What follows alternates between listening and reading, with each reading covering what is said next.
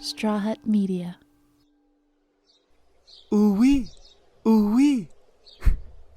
Spring is finally here, the birds are chirping, and we're celebrating Mother's Day a little early this year on Release Day Rewind. Rewind! I'm your host, Mark J. Parker, a movie lover and movie maker, and welcome to another episode of my show that celebrates milestone anniversaries in film. Thank you for listening to this on the Straw Hut Media Network, wherever you get your pods, or watching on YouTube. The theme for April is comedy, specifically about women doing bad things. The girls have gone wild and we are loving it. Today, we're celebrating the 30th anniversary of the twisted John Waters comedy, Serial Mom, a movie that brings me so much joy. Now, if you need to watch or rewatch the movie before continuing this episode, it's sadly not streaming right now in the US with a subscription anywhere, but you can rent it, you can borrow it from your library, or you can find it online somewhere. All right, housewives, neighbors, and jurors, there's a killer on the loose, and it's time to rewind.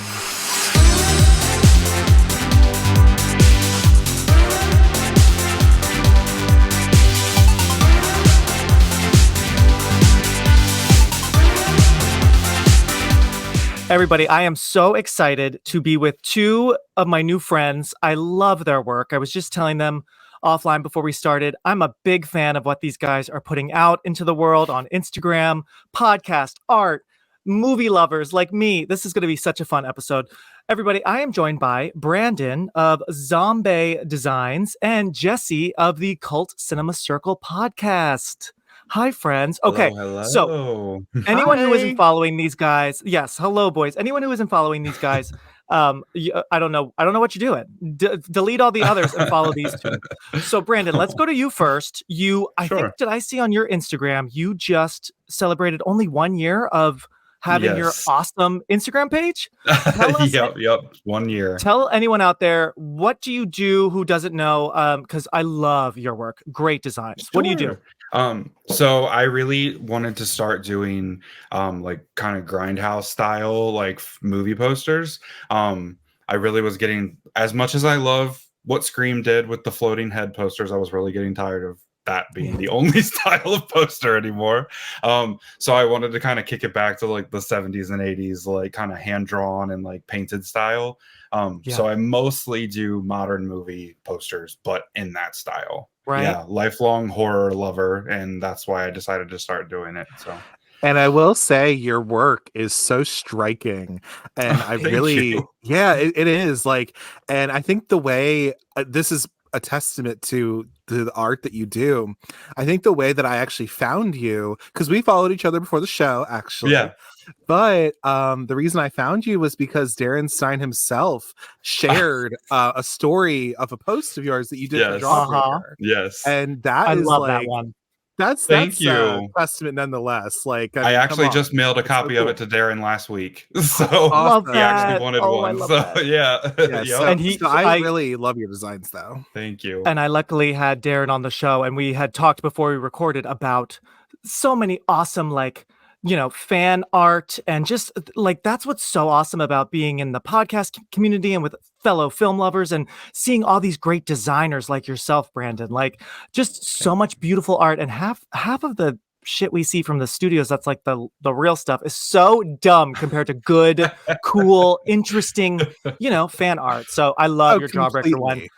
And I love your Serial Mom one. I remember when you posted that a few months ago, I was like, okay, keep this in mind. I might need to have you on the show. So there you go. And I love, we'll talk about the eclipse in a second, but you just did a fun eclipse design one, your own kind of original with the cast. I was like, oh my God, look at this idea.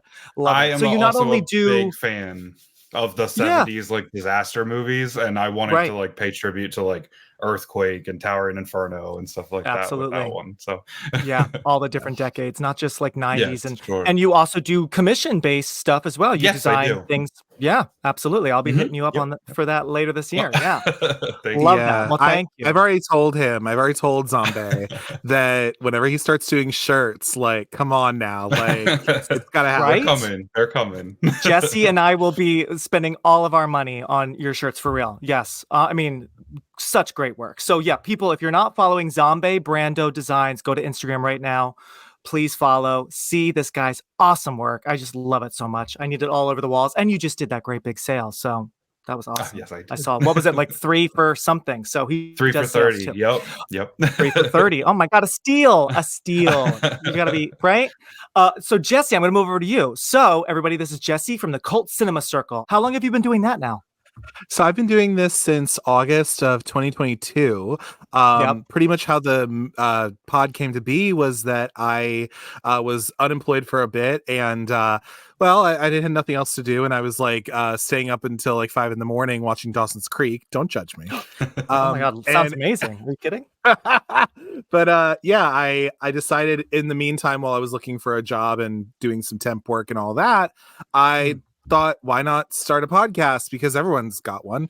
But I really was like inspired by like, the folks at Horror Queers and the movies that made us gay and all this. And I've always had like, thoughts and feelings about movies. And I like to think of myself as a curator of films, and I just have a bunch of useless knowledge like you do, Mark, of course. It's useless. It's useful in some ways, but I mean, it takes up so part of my brain. I hear you. Exactly. Yeah. But, for this, like, I have always really liked, movies that were off the beaten path a little bit. I didn't want to do just horror movies. I wanted to kind of also have the ability to do comedy, musical, things like that. So action. So I was like, all right, I'm going to do that. And it's been over a year and a half now. And Awesome. I'm very happy with the work I've been able to accomplish, some of the people I've been able to get, and, and it's been really cool. I want to keep it moving, because it's the one thing in my life that I've done very consistently, except for just work and have a job, I guess. But it's one of those things where it's so cool to have something I made and created, and, where might not be the biggest show in the world, but I don't care. Like, I'm doing this because I like movies and I like talking about movies, sharing behind the scenes stuff that I find out from my own research. Whether I like it or not, and if it's worth your time. Although I'm kind of a stickler. I'm not a stickler, but like I do like me some bad movies sometimes, but that depends on the bad movie, though. Definitely. You know what I mean? Right. As we'll talk about today. There's good and great movies, and then there's bad movies of all kinds of colors and degrees, right? Exactly. So you gotta love some of them for sure. I love many bad movies. I feel like I'm always that guy that's like, there's always someone that's like, really? You talked about that movie on your podcast? Or really? You like that movie? Yes, I do. Okay. So I get that for a lot of the posters I make. Well, you got 2 big fans here, Zombae. How long have you been making posters and designing? I mean, has it been years and years for you? I started doing art at a very young age, but doing the poster art has been probably about 2 years. And then enough people were coming to me and they were like, I would buy a print of that. Can you actually make this available? So that's why I started the actual like business side of it about a year ago. Good. That's so good. I'm glad for you. That's amazing. Well, Thank I said, you. I love what both of you are doing. Jesse, you have such a great show. I'll be on your show very soon as well. We'll stay tuned for that in a couple weeks, right? So I'm excited for that. And Zombae, like I said, I just love looking at all your great designs, and I'm always thank you. So thirsty for more. And you will hopefully when you're not too busy, because now you're gonna blow up. When you're not too busy. Oh, well, thank you. you can make a poster for one of my films coming up. So I'll let you know absolutely. I would love to. Oh my gosh, I'd be honored. But boys, okay, enough of today. Enough of all the cool things you're doing. Yeah. Okay. We are here to talk about Serial Mom. 30th anniversary. How does that make you boys feel? 30 years ago, when did you first, I'll go to you, Jesse. When did you first see Serial Mom? Do you remember? Well, I will say this was not something I watched in my childhood. Okay. So yes, so that I was more of a Hairspray kind of kid, and it's still my favorite. It's still my favorite John Waters movie. I think it's just so good. Yeah, but that's great. But being that I am from Baltimore, born and raised, I still live here. So for that, I was like, all right, well, let me work my way through his filmography of John Waters. And I probably watched this maybe a year and a half or two ago. Just a recent watch for me. So it's recent. Okay, yeah. It is. Okay, yes. You're a newer recruit. Got it. Okay. Absolutely. I will say this is like probably my third favorite, probably, because I mean, it's this, Hairspray, and Female Trouble are kind of like my three, really. It's Hairspray, Female Trouble, and then probably this, and then everything else. But like, this has just the right amount of stupidity, camp, everything in it. And even nowadays, just what it's kind of commenting on and all of this, I am so fascinated and really enjoy it. So I was more of a Hairspray kid myself, but I'm glad I was able to stumble upon this, and it's really good. It just never streamed a whole lot, and then until I really started streaming more, and had a couple of subscriptions here and there on Amazon Prime for like different channels. I think it was like on Stars one day or something, and I was like, you know what?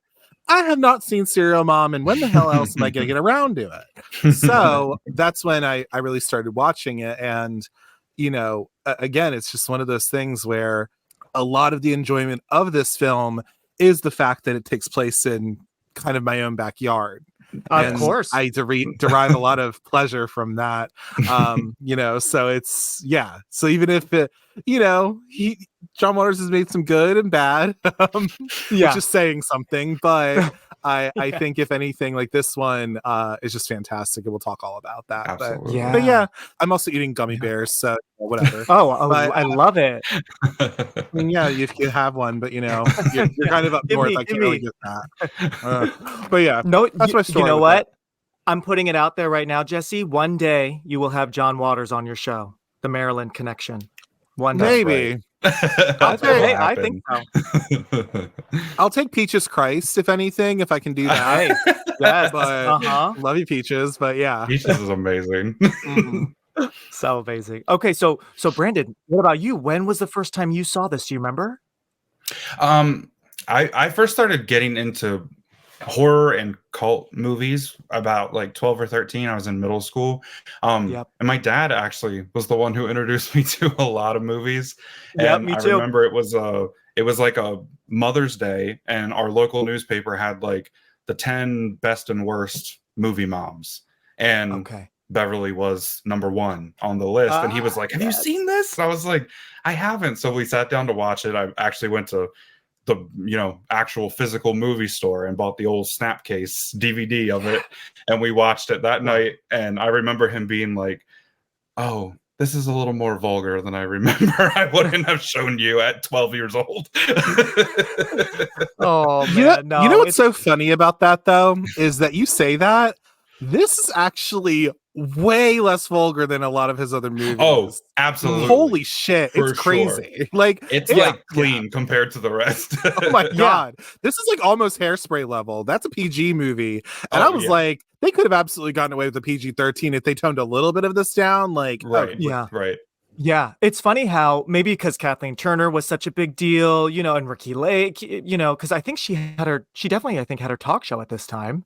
So it's interesting. I'm pretty sure she did maybe right after this. But I think it was right after it. Well, because I know then she 2 had years to have later, it by 96 for Scream. Exactly. Where do you get this shit, Ricky Lake? But like it's funny how this feels like it obviously sadly wasn't a major hit. I think it opened at number 11, which is just cruel.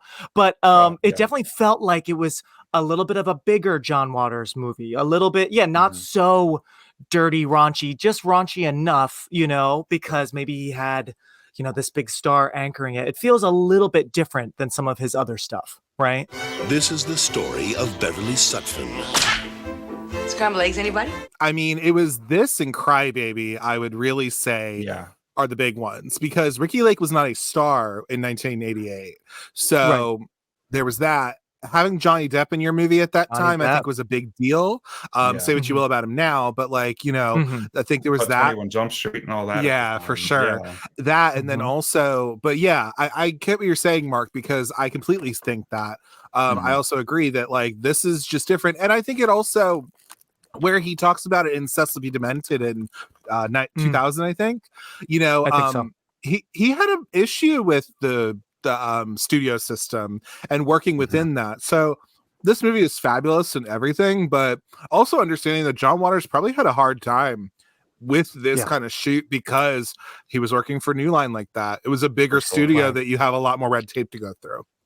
Right. Yeah. Because I'm sure you guys probably know or read this. I think I saw somewhere that I guess with the ending and just there was a lot of back and forth and test screenings, right? With this. Yeah. So I'm sure it was a headache for sure. Yeah. But I mean, it's still so good. And we'll get into it in a second. Yes. I forget, Brandon, where are you from originally? I'm from Salisbury, Maryland. So I'm probably like 2 hours ish out of Baltimore. Perfect. Yeah. Okay. Look at that. I have family in Berlin, Maryland. Very close to me. Yep. Yes. I've been there one time. Probably, and it's right near Ocean City, Maryland, which is the beach Ocean City. One wants to go to. No, we'll more so go to the Delaware beaches, to be honest. Sure. So yeah, he's about 3 hours south of me. Actually, more so, it's easier for Brandon to get to DC than it would be to get to me. Yeah, probably. Wow. Well, I'm so honored to have two Maryland boys. Now, it's so funny you bring up Ocean City because I would go to Ocean City, New Jersey, because I grew up in South Jersey. So that was my beach. We had like a house there for a few years when I was a kid. So it's so funny when people are like, are you Ocean City, New Jersey or Maryland? So now I hear that maybe Jersey won that battle. I don't know. Yeah, it's the better one, I think, because our beaches, we only have the one and it's not that great. Although that's where all the seniors go for like senior week and shit. Okay. And it's just gross. It's just not, I just would not go there. Rehoboth is way more fun of a place and it's way more gay friendly. We'll do a beach day, all three of us someday. I'll go down. Absolutely. I would love it. Right? Oh my God, Brandon, we're going to the beach.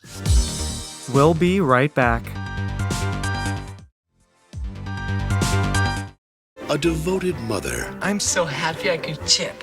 You know how I hate the brown word. I first saw this movie as a kid, probably around the same age as you, Brandon, maybe a little younger, because we had HBO. I was one of the lucky kids with HBO, and like I just had that on all the time. So I think it was probably, I was about to say streaming, airing on one of those channels, and I was just in love. I was in love. This was, first of all, because horror. We love our horror, even as kids, I don't know if I saw this before Scream or after, it's hard to remember exactly, but I just thought, oh my gosh, a mom who kills, and this is funny. Yes. And like, even when you're a kid, when things are campy, right? So it's like, oh, this is so much fun. And the family kind of like wants her to kill, like, cause the kids, we'll get into it. Yeah.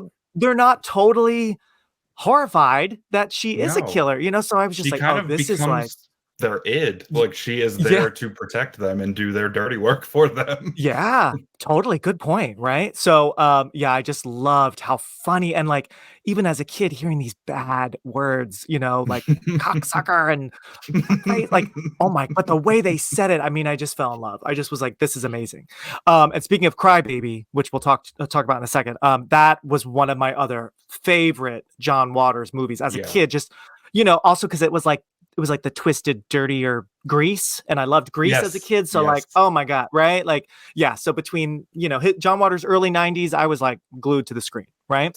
But let me set the scene for you guys, okay? Let's talk about what was going on in 1994. This movie came out 30 years ago, April 13th, 1994. Sadly, not a Friday. I looked it up. It was a Wednesday. I was like, oh, I figured it came out Friday the 13th. I don't know why it came out on a Wednesday. Maybe Easter. I don't know. Kind of random. But anyway, this is what was going on, what was popular in April 94. And feel free to shout out what you're thinking. I like to jog everyone's memory. So the top songs 30 years ago. I know he's not a good guy. We do not talk about him. We do not mention him. So I will just at least briefly mention Bump and Grind was the number one song by R. Kelly. Yeah.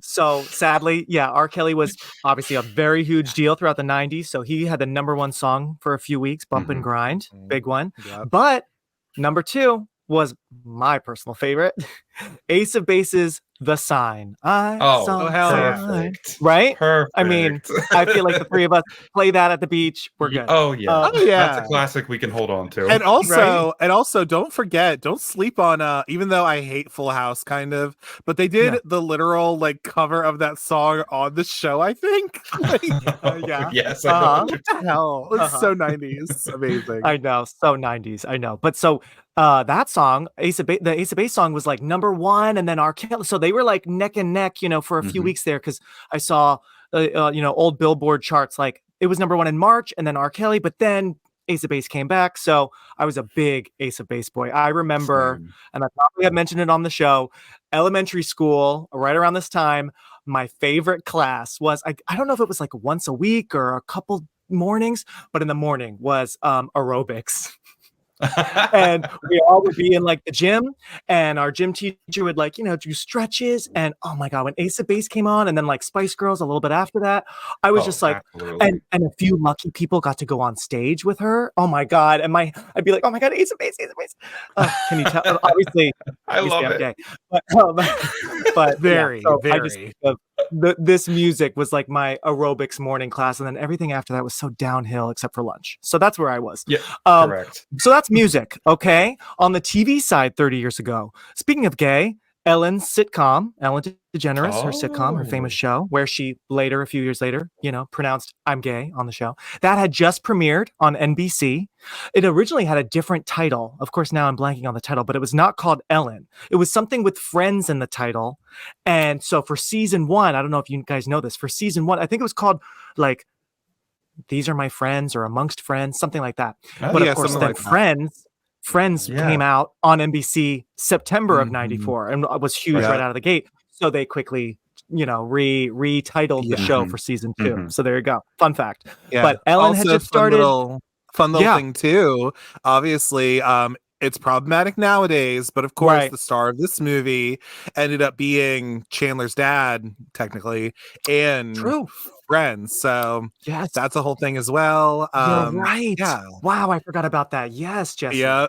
And then also, Good Old Living Single was still around. I've been watching some of those episodes too. If y'all haven't Yeah. watched Living Single, watch you some Living Oh, Single. it's super fantastic. fun. It's so Yeah, good. It's the closest thing we ever need to a Golden Girls reboot. Just Oh, leave it at that. absolutely. Golden Girls Yeah. Living Single, no more. Yeah, Well said. I I'm not should a Friends rewatch. person myself personally. I don't really watch Yeah. it like that, but I think I'd watch Living Single though. So yeah, Ellen had just started Sister Sister, the Maori twins. They Oh, had just started yes. airing on ABC. That was, of course, a big deal. And again, something very problematic, very sad, tragic. What a great show. I'm sure you guys have at least heard if you haven't seen. Quiet on Set, big docuseries right now on Yep. ID and Max. All Yep. that was about to premiere. It premiered April hell yeah. 16th. 1994, just a few days after this movie came out, and all that Ugh. was huge. I assume, were you both all that fans then? Abso-fucking-lutely. Are you Right? kidding? Yes. Like, Yeah. oh my God. I was Right? all that kid. I remember Katrina Johnson from there who was on Quite on Set. Oh God. That Mhm. was a moment. Oh my God. That was a moment, of And course. yeah, it only taints so much for me, honestly. I still think it was very good work that they did on there, and I Oh, thought it was yeah. very Mhm. funny, but it is unfortunate. But we take note that Dan Schneider was a piece of shit back when he did Better Off Dead, when he was trying to be all weird to Mhm. Diane Franklin. How dare he? Yep. So we should have already Mhm. knew. But whatever, it's all good. Yeah, It's so I sad know. too because also with that whole Quiet on Set thing, so Dan Schneider was already a piece of shit, and then Brian Peck knowing that that's a thing. Now I'm like, can I go back and watch Boy Meets World? What can I do? Like, I still watch it. I still like it, but I'm like, okay. But then also like Return to the Living Dead, I'm like, ugh, he's like in that movie for like a little bit. Oh, is he Gross. really? Oh, He's one of the wow. friends. He's one of the friends. Okay. Yeah. So he does die in it, thank God. What about you, Brandon? Were you an All That fan as well back then? on Yes, I Nickelodeon? was. I was into all that, and I got way more into the Amanda Show, but all that Oh, was yeah. what started me off for sure. Yeah, Yep. I know. that was it's always my kind of crazy. humor. Yeah, those shows Yeah. were huge. I mean, by the time Drake and Josh was on the air, I was not really watching Nickelodeon anymore. I was too old. But yeah, the Amanda show. I mean, Amanda Bynes is truly iconic. And now, now with the doc, have you? So it sounds like, Jesse, did you watch all the episodes of Quiet on Set? I did. Yeah. I How about watched you, all Brandon? 4 of them. Yeah, I have to. Yep. Yeah. It was a hard watch. Yeah.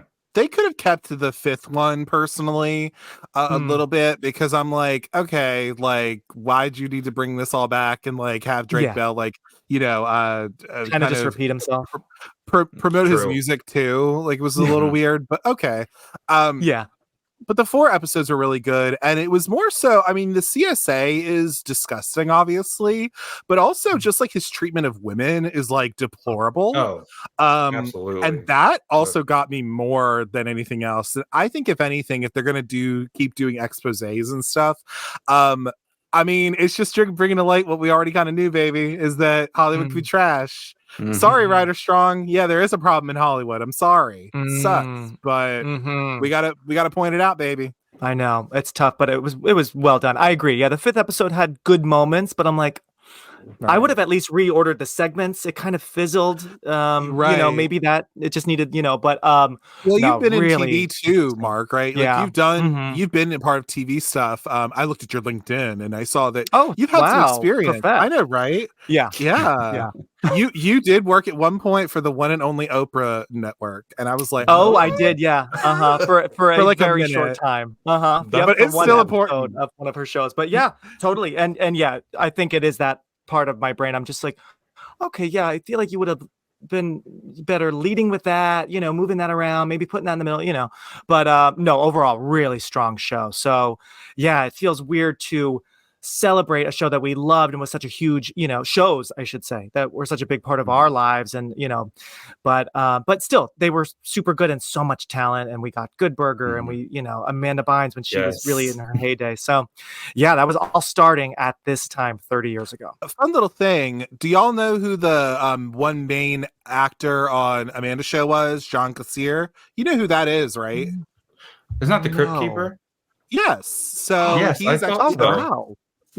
So the main, so not Drake and Josh's mom, because she was like the main actress on the Amanda show, but the main guy actor is John Kassir, who is a Baltimore boy, and he went to Towson University and everything, baby. Wow. But he actually is the voice of the Crypt Keeper. That's his like claim to fame, really. He also won Star Shirt back in the 80s and stuff like that. But it's funny that like people don't always remember that like, no, the Crypt Keeper was on the Amanda show for like all the time it was in there. And he's been an actor. I never he does conventions now. So yeah, it's a whole thing. That is so cool. This is why I do this. This is why I like to talk to other This is what's filling my brain, Mark. Okay. Right? Like I this love is exactly what it is. Oh my gosh. I love it, Jesse. That is a good fun fact. I did not know. Wow. Love it. See, you learn. We learn on podcasts all the time. And then one last thing I'll say to set the scene, popular movies, other movies at this time. Because like we said, Serial Mom sadly was not so popular until a little later. It's a true cult movie, but the number one movie at this time was 4 Weddings and a Funeral, a movie I still have never seen. Whoops. I haven't either. Oh, okay. Yeah. All right. Yep, good. You're not alone. Okay, good. I mean, Hugh Grant, Annie McDowell. Okay, sure. I understand. Whatever. Right. Yeah. But that was the number one movie. Other popular movies, D2, The Mighty Ducks, that we cared more about, probably. Major League 2, Naked Gun 33 1/3 with Leslie Nielsen and Anna Nicole Smith, R.I.P. So we had lots of fun comedy sequels. And then a movie I just want to quickly shout out from this time, came out a week before, a movie I love, very under the radar, Threesome. Did you guys ever see Threesome? Yes. Okay. Check it out, Jesse. He's shaking his head. No, you have seen it, Brandon. It's with Laura Flynn Boyle, Josh Charles, so cute, and I always forget the other Baldwin. It's not Stephen Baldwin. It's Stephen Baldwin. Okay, good. Yeah. So cute back then. I know he's not. And Laura Flynn Boyle. We got some people went a little crazy. Yeah. But at least 30 years ago, directed by Andrew Fleming, who went on to make The Craft, Dick, other movies. But it wasn't his first movie, but one of his early movies. Threesome is such a great, sexy, fun college romance drama. Just so that was in the top 10 as well at this time. But Sexy Josh Charles. Oh yeah, sexy Josh Charles who's queer and he's like not sure and he's like eyeing the Baldwin, but Laura Flynn Boyle. It's fun. It's so Yeah, good. it is. A It is. very enjoyable rewatch. It's on. I think I found it on YouTube for free. It's around. So Ooh, check it okay, out. so I can watch it. Good. Oh yeah, watch it. Find it. Yes, it's fun. Also, Josh Charles, Baltimore boy. Another one. one. Wow.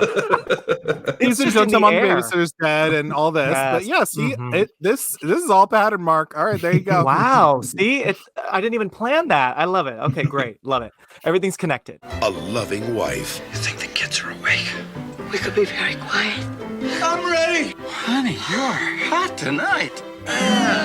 So now, boys, I'm going to throw it over to you for a second because in comes Serial Mom. So it's always fun when I have two guests because you're going to have to do a little teamwork here. So in your own words, it does not need to be long. Tell me, what is Serial Mom about? For anyone out there who decided not to watch, shame on you. But anyone out there who has not watched but wants to just listen, let's maybe start with Brandon. And then once you get in the middle, throw it off to Jesse to take us home. So Brandon, what's it about? Well, first things, guys, I'm talking to the studio execs, right? So I'm going to tell them pitch me. I'm coming from the future to let them know that true crime is going to be very popular one day. Yes. Yes, because it's very ahead of its time in that way. But Serial Mom is basically about a very 50s, 60s June Cleaver type housewife who is a little bit of a loose cannon. She has a very perfect life, and if anything interrupts that life, from a bad teacher to a bad ex to a housefly, she is gonna snap. And one day she does, and she decides to start offing the people in her family's life or the people in her own life that are causing what most of us would consider to be minor inconveniences. Great place to throw it over to Jesse. Take us home. Well, so then, because of all of this and because of our criminal justice system, white privilege also kind of takes a part in this as well. But I will say what ends up happening is that Beverly Sutphin, our titular serial mom, does end up getting, she ends up getting caught by the police and is tried. But you know what? She's a woman of her own self, and she actually defends herself in court successfully. And she is able to now walk free amongst the people after having been able to defend herself in this landmark case, and also have a nice TV movie, probably on Lifetime, with Suzanne Somers playing her. I was thinking Lifetime.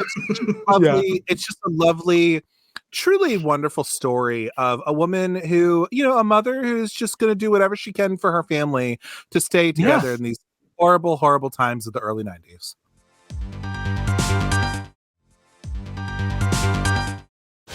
And a suspected murderer. Oh, kids, are you doing your homework? Is Beverly Sutphin that bad? And we know she's a criminal, she's a murderer, but like she's doing all of it for the right reasons. She's got great morals. What do you think? Is she that bad? Brandon, what do you think? She's almost like a vigilante in a way, but she's not a vigilante in the way of Batman, going after criminals. She's going after the do-gooders who aren't really that good. I feel like she's going after the other suburban housewives who have a lot of skeletons in their own closets, kind of. Totally. So I support Beverly. Of course. Okay, right. What about you, Jesse? Do you support, her reasons? Yeah, listen, of course. I do, because I think Beverly is just she is a, woman who is about her family. She is about, protecting the honor of her family. And, I think all of the killings that she did were pretty much justified, and it's just so hard for women nowadays, and so I think Beverly is truly a role model for those. Is murder bad? Yeah, I guess. But I mean, she whatever. had good reasons. She had good reasons. She killed that one Sometimes bitch. it has to happen. Singing Annie, So oh my God. Okay, I have to ask this now.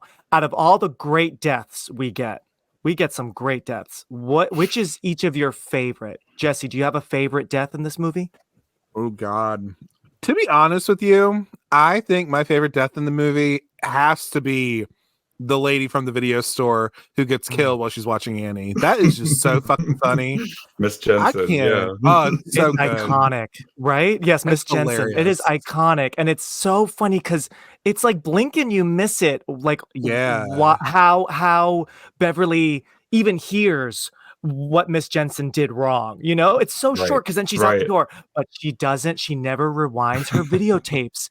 And good old Chip, Matthew Lillard. How funny to see the just the comparisons to this and Scream, and how even Yes. when he says there's a killer on the loose, I'm just thinking oh my god, this is Stu, just like the year before. Stu, 100%. Right? Video store. It's like, okay, Randy's gonna come in now, but Right. yeah, because good old Chip works so hard at the video store and loves his movies, and I love a mom that supports horror. Right? She has Absolutely. had it with Miss Jansen not rewinding the videos, and yes, that is an icon, and the blood on the TV, and I will never forget how she's beating her with the ham, right? And she's like, tomorrow, right? And Yes. only and when she finally throws it down and just yells, "Rewind!" rewind, right? And then she hits rewind. Exactly. Yes. You gotta be kind. Rewind. Now it's so funny because 30 years later, if a 10-year-old watches this, they'd be like, "Rewind? What? Yeah. What Oh is that? yeah. What No. What even is right? that, huh? Yeah. There's a button to do what now? Right? What about you, Brandon? Out of all the deaths, do you have a favorite? My favorite is probably Scotty, just because there's so many of my Wow. favorite quotes come from that scene. And there's something about how the crowd has finally gone to her side when she's killing Scotty, that she is the rock star in that moment. Like L7 has to take a backseat because Beverly is the rock star, and when she's killing Scotty, I mean, it's just everyone cheering for her, and I love that scene. That's probably my favorite kill. Cool. Is she in a band? I had forgotten how crazy that kill and that whole sequence is, and how Absolutely. it's pretty twisted. The crowd, I mean, she gets into the club without a problem. He's like, "Oh my god, you're Serial Mom," right? And she gets into the show, and yes, the crowd is chanting Serial Mom, right? And he's killed. It's kind of like Jada Pinkett in Scream 2 in a way. Absolutely. Killed right in front of everyone, and people are like not doing anything about it, right? Yes, that and the fire. And when the singer drinks the whiskey and spits it on him and lights him more on fire, I just think that's great. Oh my god, so twisted. Yes, absolutely. I know, because The way that for a she bit still there, keeps her kindness though, when she's trying to get into the club and she is going person by person and saying, "Excuse me, excuse me, excuse me," in the whole line, rather than just jumping in front of everyone. Yep. Oh yeah, she's still very much a lady, right? Oh, Very yes, polite. she's You're still so true right. and true to herself. And she's like kind of at that point, getting more excited that people like her and know her, and it's like, oh, I guess I am. Yes, I guess I am. Yeah, I'd say those are two excellent deaths. Another one I love is her first one. 15 minutes in, when what's his name? Stubbins. Mr. Stubbins, right? Who, again, going back to the horror movies, he basically says to her, he's like, "You need to do a better job at being a mom." Chip he's obsessed with horror, right? Oh, I mean, oh my God, I was seething. And I've seen the movie a bunch, but I'm like, oh my God, I forgot what a line. You need to do better. I'm fairly certain my mother had that conversation with a teacher at one point for me drawing something they found, inexcusable in class. Right. I'm sure my mom had to give that same that same talk Beverly did. Right? You're Chip, and your mom is Serial Mom. I'm very much a Chip. And my mom is my mom is 100% Serial Mom. I think it's part of why I love the movie so much. Yeah. Also, just Kathleen Turner is just so good, and she totally understands the assignment of obviously being good, but also just the right amount of big and broad and campy, and her eyebrows just drop, and she's pissed, and then she's in that car. And it's funny, I just directed my latest horror short, and there's a car scene and some carnage, and before I rewatched it in full to talk to you guys, I rewatched that scene, and I used that scene as inspiration for some of our shots. Awesome. I love how she hits him, he goes flying. The girl who's getting high is watching, which is amazing. And then how look at her hair. runs him. Oh my, yeah. Oh, look at her hair. Yes. And then she runs him over, and then the gum on top. See, that's just John Waters' brilliance. On top of him just being an awful crappy, shitty guy, shitty teacher. Right. Then he's chewing the gum. And we already know, we've established in the first few minutes, she does not like gum. So, Yes. I just love that death so much. And I feel like that right off the bat, what a great way to get this movie started. And boy, does it just keep going. And how right? that very next scene, you see her pulling into the car wash. Like, it really Yes. did not phase her at all. She's just going to Yes. go wash her car now, and it's done. Yep. How did America's #1 mom turn into one of America's most wanted? Is she really guilty? Are you a serial killer? Chip, the only cereal I know anything about is Rice Krispies. John Waters, we've been talking about him, writer-director. Like we said, he had just previously made Cry Baby, Johnny Depp, Tracy Lords, who's in this one as well, of Yes. course. Right? I forgot she has a great kind of cameo there. Yes, she does. So he, of course, already was famous. Hairspray, all these great things. So this was him in the 90s. Kathleen Turner, she had just done some big movies and some smaller movies leading up to this. I don't know where I've been living, everyone. I did not realize, I'm sure you guys knew, she is the voice of Jessica Rabbit. Yes. Yep. I either didn't know that or completely forgot, but you should have seen me today when I saw that info. I was like, oh my God, of course she is. It Of all course. came together. Do you know who the singing voice of Jessica Rabbit is? Don't think I do. Who is it? No. It's actually Amy Irving, I believe. Oh, Carrie. Way. from Carrie. Carrie. Mhm. Wow. Wow. sure. That's so interesting. How Okay. random. So Kathleen Turner, had done a bunch, but at least the movies leading up to this, we have her voice in Roger Rabbit. We have War of the Roses, which was a big deal, of course. We have some lesser famous ones, but she had done Undercover Blues, House of Cards. So she was busy in the early 90s doing this different stuff. And then here comes her star turn in Serial Mom. And I feel like Mhm. she's done a bunch, and I haven't seen everything she's done, but Serial Mom is absolutely up there in her filmography for me. Would you guys agree? This is like one of her, 100%. right? Yes. Right. Yes. I mean, it's my favorite performance of hers by far, and I've seen a lot of Right? Kathleen Turner because of this movie. I And feel like it's it's the so only. dynamic. I feel like it's the only one I've seen of hers. Really, I don't watch her Yeah. movies like that. Mm. But like, if she's good in this, I mean, I knew of who Kathleen Turner was because my mother and sister, or maybe my mom, she was watching Californication with David Duchovny. Uh-huh. And fun fact, Kathleen Turner's in that show for a bit. Interesting. Um, Okay. I was like, who is this lady with the deep voice? She's like, oh, that's Kathleen Turner. She's got this deep voice or whatever. And then when I realized she was in a John Waters movie, I was like, oh, that's cute. So yeah. I didn't know who she really was in terms of being this huge big actress, but I mean she kills it in this. So Absolutely. Literally. yeah, to me Yeah. it's the perfect one. Yeah. There's a and it's great just so movie I funny. would tell you both to check out called Crimes Yeah. with Passion. That's I yeah. think early 80s. It's her and Is it William Hurt? Anthony Perkins. I think Oh, it's Anthony William Perkins. Hurt. Okay. But Anthony Perkins plays a psychopathic priest in it, and she plays Ooh. a high-end hooker, and it's amazing. She's amazing Wow. in it. Yeah. I've heard of it, but I've never seen. That's a great record. That it's sounds great. awesome. Yeah, because she another one I love from the 80s that she did was Peggy Sue Got Married. That's a fun Yes. comedy Yes. drama. So that was a bigger one for sure. But yeah, she worked Mhm. with Michael Douglas a bunch, War of the Roses, and then it just had its 40th anniversary. Romancing the Stone.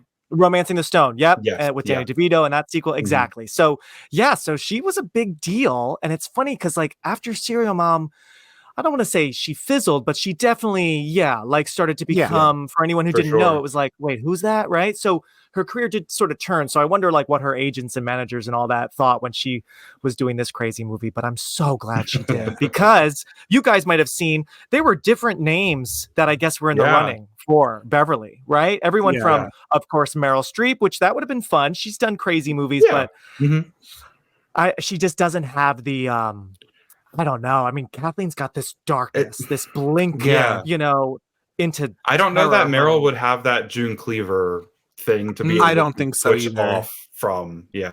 Yeah. Who else? Glenn Close, which I could have seen, but Glenn Close, I could have seen that. I can totally see it. Fatal Attraction was a few years earlier, but I almost feel like she was too. Meryl was obviously a major deal, but could also get away with playing some crazy roles. I don't know if Glenn Close could get away yet with having some fun. I feel like that came a little later with Cruella. Sure. Do you know what I mean? Sure, right? Sure. Yeah. Sure. Kathy Bates. I could see Kathy Bates. And shockingly, I saw Julie Andrews from Mary Poppins I saw from that Sound of Music. too. I don't know about that one. Yeah, that's a little Yeah, I crazy. don't Also, she know. might have been a little bit older than everybody else, but Yeah. that's pretty Yeah. wild to imagine Mary Poppins with a knife and with a turkey, I know. right? I think even though I do love this movie, I would say not that I even knew what she did before, but I love Joan Allen in Pleasantville. I think she did a really good job at that role. I don't really know like what else she did before Pleasantville like that, but I don't know. I could have maybe seen her do that too. Maybe like I like Joan Interesting. Allen. Okay, Yeah. interesting. That's a good It's got to be a choice. Yeah. name, but like I remember Yeah. reading that Susan Sarandon was someone that they wanted to play Okay. Beverly, and that she actually was asking too much. But I don't know that she would. I don't think she would have quite been able to do what Kathleen does with it anyway. But Yeah, I love her, but I just don't think she could have done that back and forth. Nah. Yeah, and especially at that point in her career, 30 years ago, she was also like Glenn Close, like just kind of doing like higher brow stuff. So that would have been a twist, even though she did Witches of Eastwick and of course Rocky Horror, she had done some camp. I feel like but she had kind of gotten away from that. The straight, more serious stuff, right? Yeah, she was in The Client, which I love. That same. Yeah, I also think, even though she was already a housewife and she was the iconic housewife by the time this movie probably came out, but I mean, Katie Sagal, man, like, I love Katie Sagal. that would have been amazing. She's never really been in movies like that. But girl, I would have absolutely seen her as Serial Mom. Are you kidding me? I mean, it's she did that one Disney movie, like Smart House or something, where she played very much Beverly without the murder. Yeah, literally. You're right. Yeah, you're so right. Yes, I can totally picture Katie Sagal. Yeah, but it's funny. This was a time when TV stars weren't, especially on like big shows like that, weren't always breaking through to movies. It was pretty separate, right? Yeah, you get that more unless now, you were like Christine Applegate with Don't Tell Mom the Babysitter's Dead. But like nowadays, whatever, it's all right. I know, I love that. The remake's about to come out. I'm so curious. Me too. Our friends at Fish Jelly, good old I don't remember their names, but the ones who do the reviews, and they're these gay men. I was actually just watching a video on them talking about that remake, and they give it a 3 out of 5. I don't think it might not even be that bad. Yeah. Okay. And I kind of wish, if anything, because I do love that movie, I kind of just wish it was just a streaming movie. I don't know if it needs to go to theaters. Which I thought it was a streaming movie. But I think like it actually might not be that bad. I think the family apparently is pretty good. The kind of weak parts, from what I gathered from their review, is unfortunately Miss Pat, because I don't really think she's that good of an actress, to be honest. And because she's the mom, and then also maybe Nicole Richie, but that's just Nicole Richie, baby. Like, I do love Nicole Richie, I have to say. Like, when I saw she was playing that role, I was like, that's so interesting. Okay, I would get a free trial for BEP Plus and watch it. Like, just try. Yeah, I totally agree with you though. That feels so streaming, and I feel like theatrical. I think it comes out like this weekend or next week. Tomorrow. Where are the ads? Oh, it comes out tomorrow. Oh my God. Yeah. So like, where are the ads? Like you're setting yourself up for failure. Streaming, that'd be huge, right? Completely. Oh, absolutely. So, yeah, I know. I have mixed feelings like you guys too, because I do love that classic. But it's not 30 years ago. It was not like today, where like stars just do whatever they want. Movies, TV, back then, so yeah, Katie Sagal sadly wasn't getting movie offers like this that much, right? But at least we have Kathleen Turner to satiate us with all the good stuff she's giving. So speaking of the good stuff she's giving, I'm going to now throw it over to you guys. Let's bounce around. Why do you love this movie so much?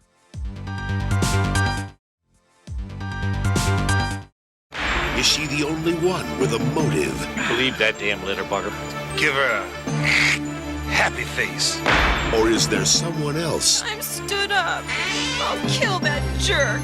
with an axe to grind. Now I'll never get a boyfriend. Jesse, what about this movie do you love? I think what I love about it personally is I love the cast of it. I think the cast is it's a really good lineup. I mean, you have Kathleen Turner, you got Sam Waterston in there playing the milquetoast dad. Ricky Lake, who I always love Ricky Lake so much.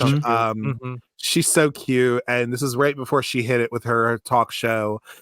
Matthew Lillard being credited as Matthew Lillard, this is his first movie that he did as Matthew Lillard. Like, he was credited as Matthew Lillard, so iconic, amazing. Yeah. You also have like Justin Whalen in there, like playing Scotty. So cute. The cutest. Right. Oh my gosh. Yeah. Yes. And then you have people like Ming Stoll, of course, which are like regulars, but then you also have like Mrs. Puff from SpongeBob. Yes. She plays one of the neighbors. You got Tracy Lords, like we were talking about. Like, it's just this cast to me. It's just like so good. I think that's one of the big reasons. Because some of his other casts, Hairspray is an iconic cast, and to a point, I think Crybaby is too. Some of his stuff afterward, you're like, okay, what were Pecker and like Cecil B. Demented doing? You know what I mean? Like, there are some cool people in there, but I'm like, it doesn't hold a candle to this one. Like, to No. Yeah. Especially in that studio system. I think there was that one, and then also I just think like this. Because if I'm not mistaken, this was right around the same time where really true crime started becoming more of a thing. And you'd have to, you're the release rewind guy, my dude. But I'm pretty sure this was right before and or in the middle of the O.J. Simpson trial, which is kind of what it's like. Yeah, right. I So looked it's it up so too. funny. It started in November. Yeah, it's so funny how like we have this thing, but even that's commenting on the fact of us turning stuff into like we have like America's Most Wanted, and we have like Forensic Files and stuff, and all this thing. But I think just like satirizing true crime the way it does, I think is really creepily prolific in a way. Or prophetic, if you will. But I also just think like it is, it's very funny to me. And I think John Waters has been able to do that for a couple different things. His satire is, in my opinion, is one of the biggest things that he's given to film. I think a lot of his satires are up there, and they've gotten the acclaim now, if anything. But he's a cult king, if anything. Absolutely, your mom's cult right there. It's great. Like, I think his satire is just where I don't know of many other directors that do satire as good as he does. And I mean, you could throw out whatever names y'all might think, but he's the top for me. He's my favorite director. There's a reason for that.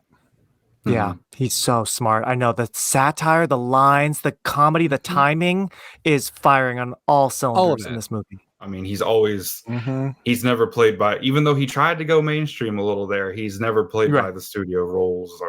But what's funny about that too is that you make a good point, Brandon, but also I love the fact that he's kind of gotten to do what he wanted. Yes, he had his like issue with the studio, which if you watch Cecil B. Demented, he's definitely aping on that. Oh yeah. But also what I love about that is he literally was like, you know what? Fuck you. You want to make this musical for Broadway and give me all this money so I can now go and live my old age life, like being fabulous. Like, it's so cool. And the fact that I think he's been able to get a bag from having Hairspray be successful, what with the Broadway show and the movie, that's kind of the best thing to me, at least, is like he's been subverting and he has been just like saying fuck you to mainstream cinema for so long. And I personally would say like he wins in the end. He's been able to do it the whole time. And I think if anything, it's just that's why so many people love him, and that's why he gets away with so much, because it's all a thing of love. And when and again, it's not one of those things where I think if anything, to see a guy who I can look at him and be like, yeah, that's just like your weird uncle on like your mom's side or something. You know, Yeah, like yeah. he's so disaffected.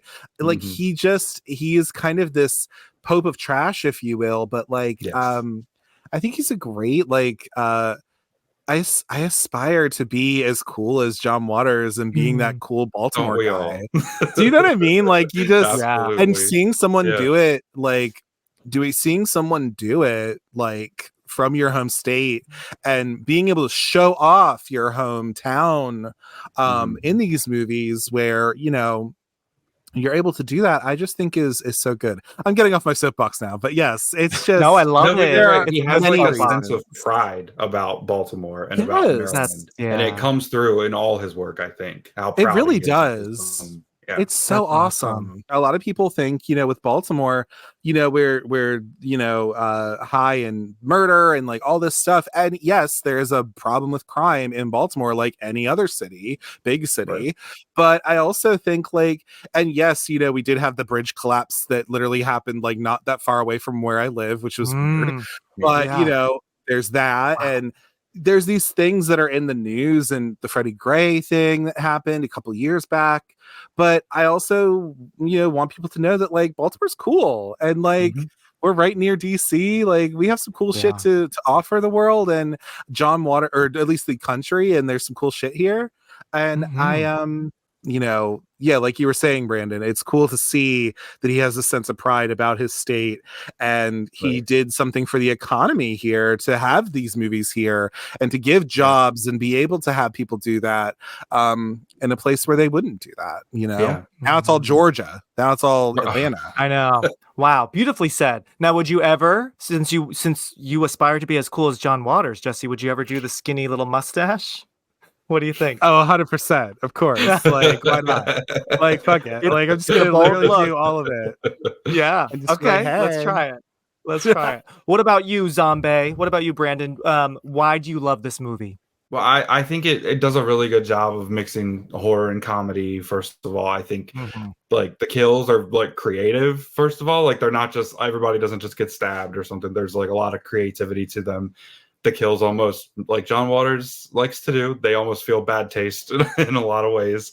Um, and really it just all comes back to Kathleen for me. It's her performance. It's the way that she can turn on this happy, sweet little housewife. She almost has it almost reminds me of like the Brady Bunch movie. Like she is a 50s woman living in 90s era. And there's something about how, like you were saying earlier about her expressions changing. I mean, she's so expressive in the movie, and you watch her happy, cute little housewife go from like, like, and getting really pissed off at something.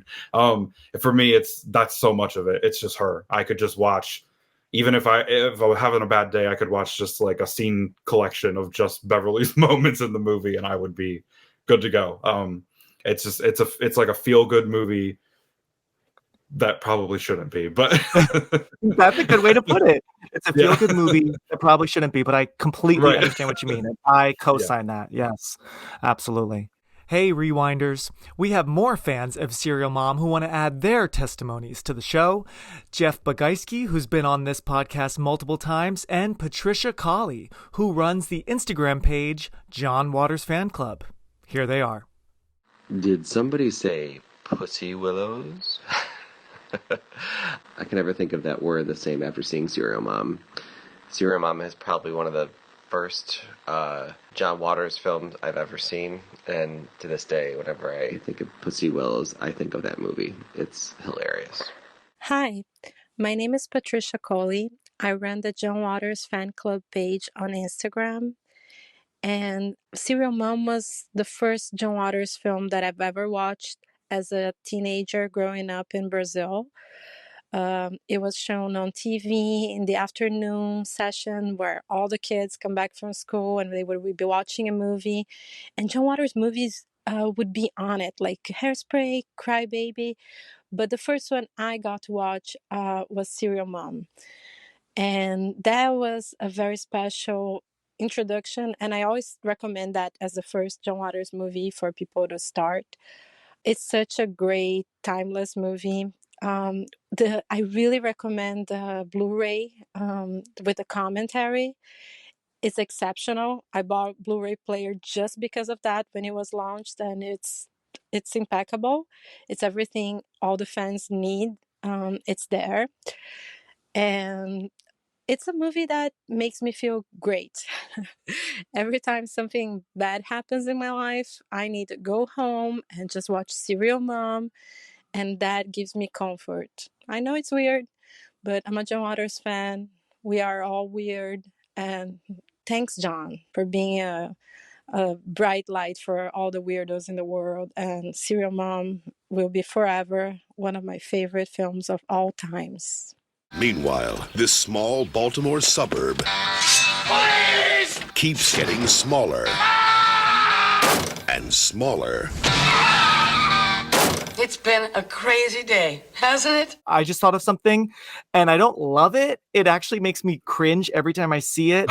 But at least this week, no, and like in a good way. We're supposed to cringe. But this week, when I rewatched it, I at least was cringing and like laughing out loud, cackling. Is the disgusting poker bathroom death with the organ? What is that? His liver, or like hanging off the end of it? Oh, and then she has to like touch it, and then she slides on it, and then of course we get the line from Rosemary, "Oh, you got a little doo-doo on your shoe," or whatever she says. Right? Gore. And later in court, when she refers to it as, it wasn't just blood, it was gore hanging there like a runny nose. Yeah, like a runny nose, exactly. Hello? Is this the cocksucker residence? God damn you, stop calling here. Isn't this 4215 Pussy Way? You bitch! So hilarious. The first prank call. It is quite possibly one of my favorite movie moments ever. It's amazing. Hysterical beginning to end, because it's the first time you see her truly unhinged. Yeah. I mean, she gets it a little with the fly in the kitchen, but like when you see her, and it almost feels like a perversion of the Bye Bye Birdie like telephone chain scene from like the old Bye Bye Birdie movie, because she's all giddy like a little teenager and excited to be calling her. But yeah, when she just starts spitting out, the cocksucker residence, I am no good from beginning to end of that scene. Oh my god! Oh, brilliant. I love it so much. I love that is this the cocksucker residence? Oh, it's so good. But I always love, because literally my zip code is 212 something. So literally, like I love it. It's just like, let me check. 212, fuck you. It's so good. And he did that on purpose. Oh, hilarious. Like I love it so much. Like, it's so good. But the fact that it's her saying "pussy way" that later reminds Dottie that it's the way she said it, that made her realize. I love that reveal. Yes, so badass when she just whispers, "Are those pussy willows?" I mean, that's when she starts getting bold. Yes. That's when she starts. And she's calculated. She knows what she's doing. She's riding that wave of like, I'm just gonna tell you right now, and like with our friend right there, that she's yeah. Oh my god, it's so brazen. And she knows that she can make Dottie. She can let Dottie know, and no one's gonna believe Dottie, because everybody knows no one's gonna believe Dottie. That blood between them. Yeah. Yep. Exactly. And I just love how Rosemary doesn't recycle, and even the trash men don't like her, and someone should kill her, or that moment. It's funny that you bring that up.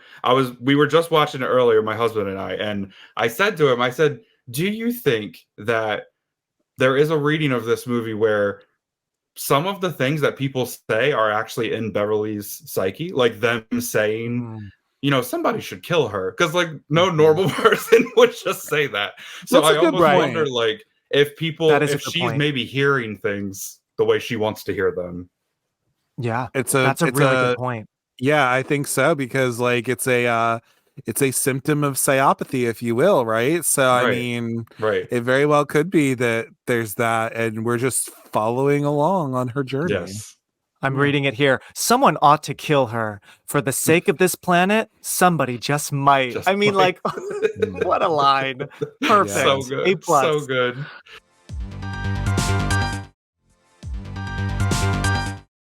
Savoy Pictures asks the burning question, Is your wife mental? Is Beverly Sutphin just a sweet suburban housewife? I don't know what it is about today, but I feel great. Cookie? Or is she serial mom? I feel like when she starts killing, it's actually starting to make her open up herself a little bit more. Like the scene with Sam Waterston in the bedroom. I mean, like, is it the fact that she murdered that made her really horny and made her want to go have sex with her husband? Right. Because he's like, wow, you're so hot tonight. Like she's never been before. That is also so funny with the kids who are hearing them. It's so fucking funny. The editing, the cutting back and forth to them, getting like a little bit closer to them.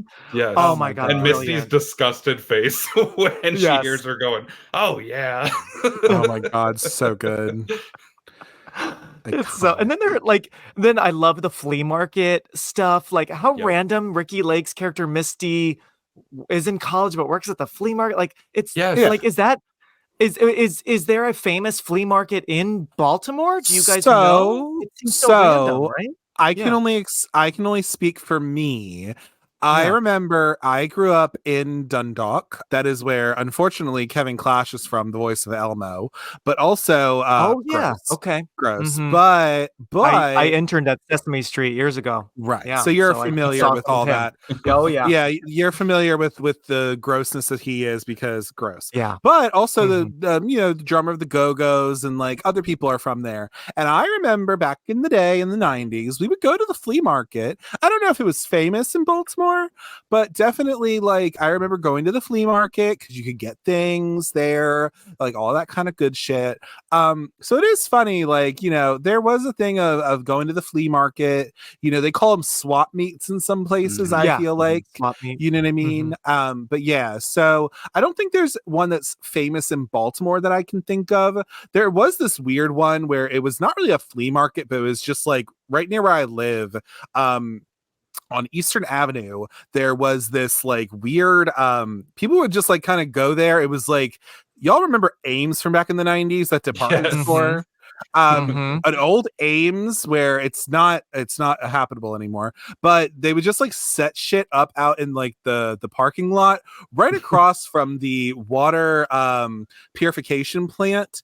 Fun little fact too, it's literally just smells like shit over there because it's like the waste, like it's the waste like purification or some stuff. So that's one of the fun things when you get to live in Baltimore like that. I don't live over there anymore, but yeah, I just think it's such a unique, nothing but Franklin Mint, because that's going to be the majority of what was at this flea market. Franklin Mint egg, yes. No, yeah, I just think it's such an interesting, unique visual setting. You know, like how often are we seeing flea markets on screen, right? So I'm like, I wonder if this was like a big thing in Maryland, you know? But but they're all 90s.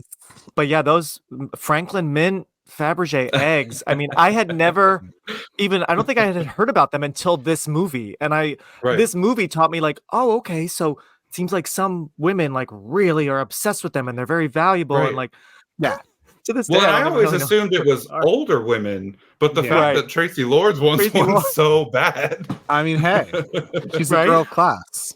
But again, that's why I love this script as an adult rewatching it, because much like Mr. Stubbins, it's like Carl is a bad driver, you know, and then he's cheating on Ricky Lake with Tracy Lords. And then he buys Tracy Lords the egg that Rosemary wanted. Like, it's just like these quick little things that keep building. You know, it's the gum. It's what you said, right? It's so smart where it's another script and it would be just fine. It would be great. Would be like, you just did one thing wrong.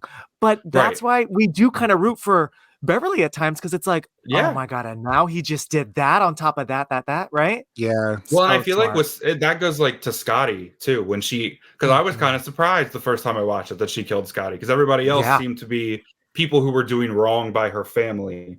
But with Scotty, I know he sees her kill Miss Jensen, but I feel like it's the seatbelt. It's the fact that he never wears a seatbelt. Yeah. She knows he's kind of a gross horn dog. I don't think she approves of that. And he's kind of belligerent to like their family and just kind of comes in and puts his feet up.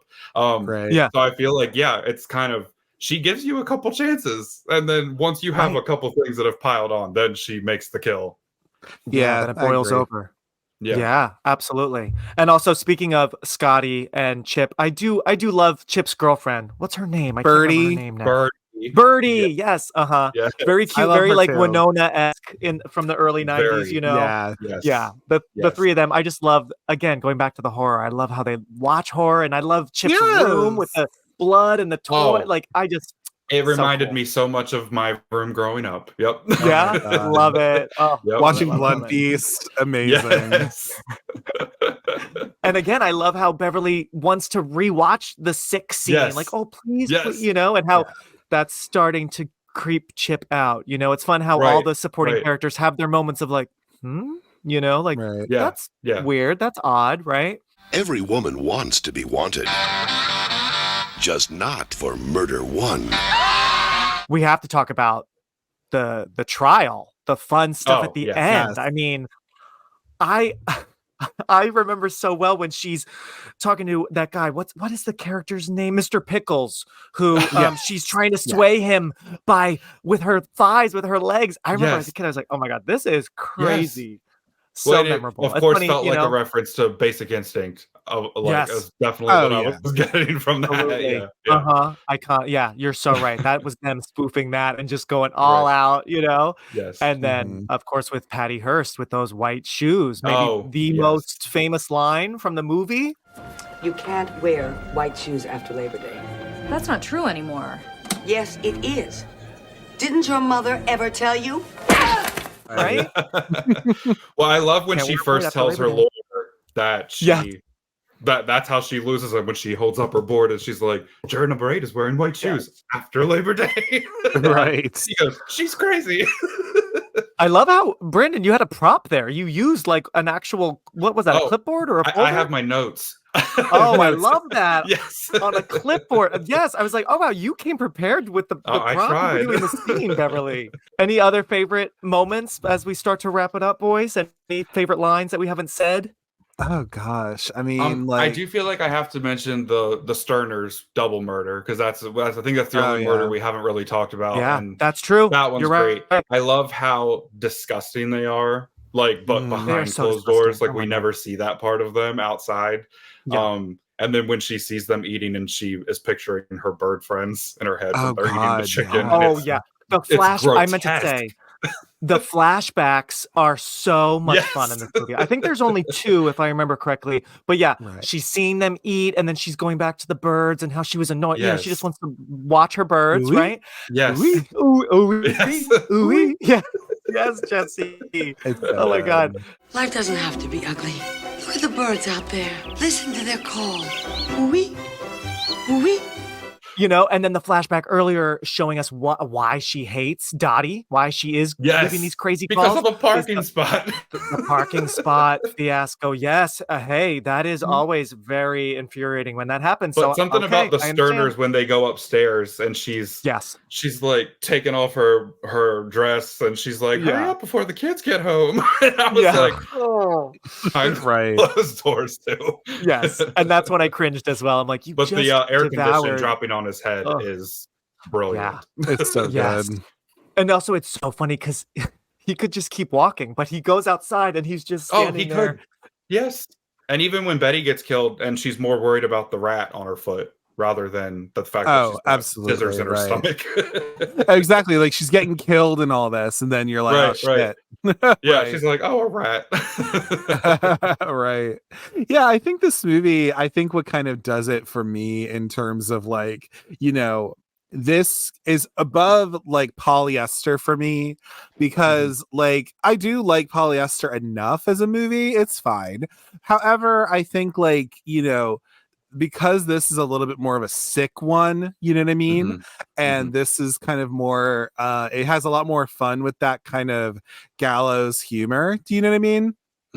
I think that's what makes it really enjoyable. Polyester, for example, like that is more of like a Douglas Sirk film, Yeah, very much like that. And it's so funny, like, you know, her daughter's like, you know, gyrating at school and like, you know, all this. It's very funny. And isn't her son like a foot stomper? Yeah, or her something in fun, that? yeah, and Edith Massey is her best friend, Cuddles and all this amazing. But I think this one, because it has this gallows humor and because of all that, that's kind of what puts it above like polyester for me. Because this and polyester are very similar to me because of how it's being portrayed.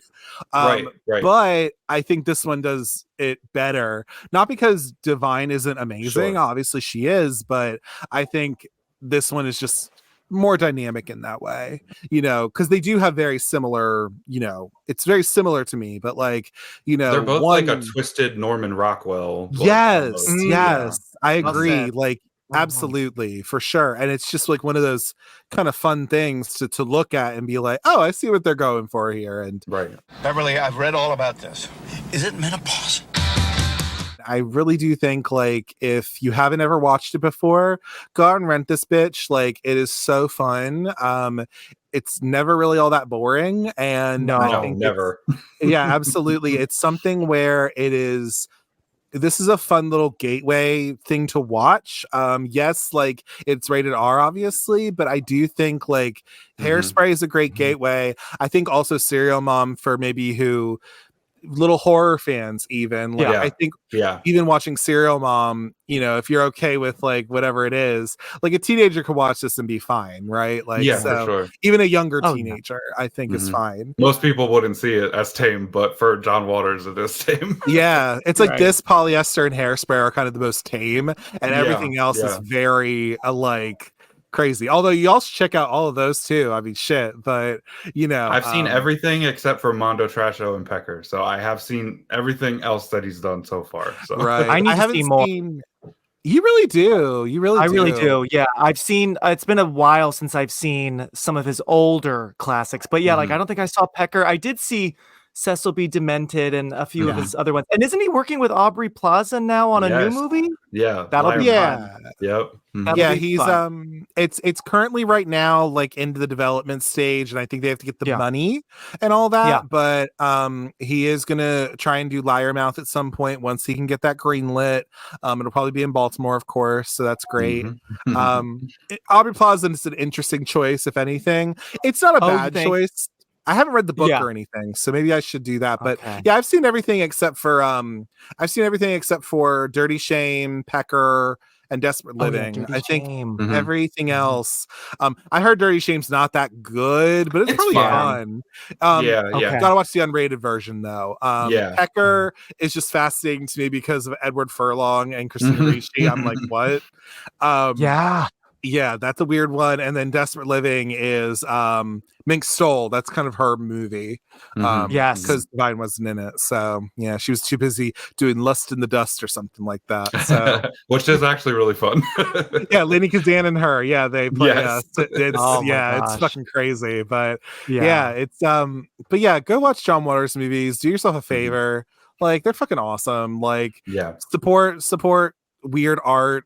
Baltimore and Maryland itself is like a place filled with weirdos, and you know, I like it. It's cool, you know. So I'm glad this is turning 30. I want people to watch it and to love it more. And it's funny, I was going to cover this on my show, and guests had a last minute change. So I'm glad I'm able to now talk about it now. Now, would you guys ever want to see?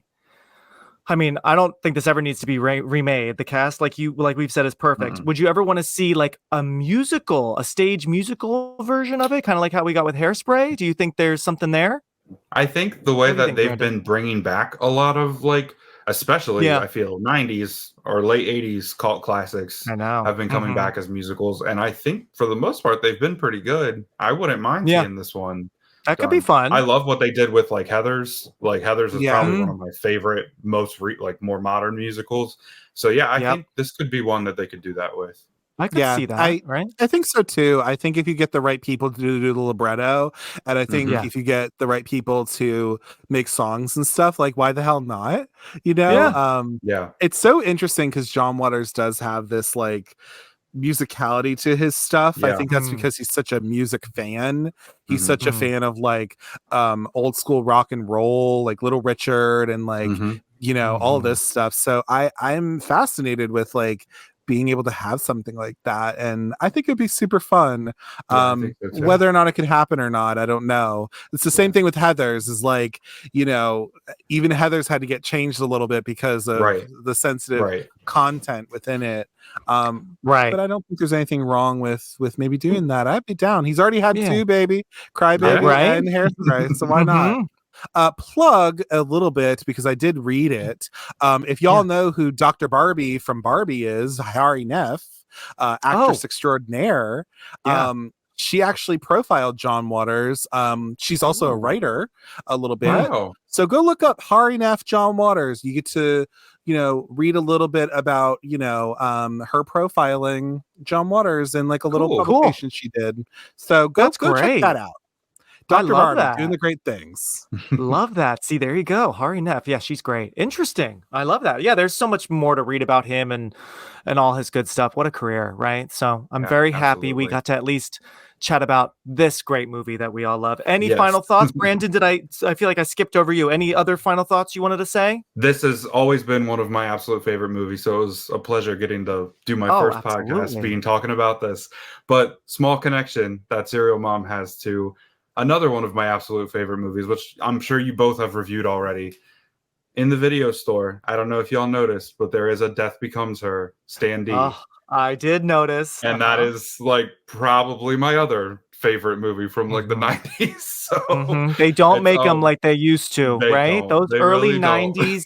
We were so lucky with those late 80s, early 90s, like this movie, like wacky, weird, zany, strange, but so quotable, and a lot of comedy that bordered on horror, just like this. And I feel like Death Becomes Her does the same. So it's a great, like Jesse said, it's a great gateway. I would say Death Becomes Her also a great gateway for little horror fans.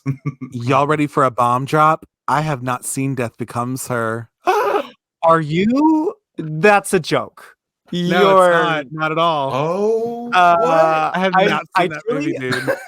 I just got a chill down my spine. We're gonna have to talk about that one someday. It doesn't stream that many places for free, and I don't want to pay for shit. I'll mail you the Blu-ray if I have to. Okay, cool. That's gonna be it's all good. We're gonna do the beach day, and then at night, then at one of your places, Death Becomes Her, right? Yeah. That's it. Oh, Jesse, you're in for a treat. Oh my gosh, a movie I love. Kathleen Turner, Sam Waterston, and Ricky Lake. Serial Mom. Beverly Sutphin refused to cooperate with the making of this podcast. If you've seen the end of the movie, you know what I'm referring to. Thanks, everybody, for listening to or watching this episode of Release Date Rewind, and I hope this cult classic reminds you to be on your best behavior and to spit out that gum. Big thank you to Brandon from Zombae Brando Designs and Jesse from the Cult Cinema Circle podcast for being fabulous guests. Check out their stuff on Instagram at Zombae Brando Art Design and Cult Cinema Circle. Thanks also to Jeff and Patricia for your very neighborly cameos. And thank you Straw Hut Media, Kyle Motzinger, Greg Clements, and Portland Media Center. Follow me on Instagram at Release Date Rewind to see more content from this conversation and from this great movie. And also don't forget to leave a rating or review on the app or the site that you're using to listen or watch. And next time, everybody, we are going to North Shore High and Sitting with the Plastics to celebrate Mean Girls. Bye.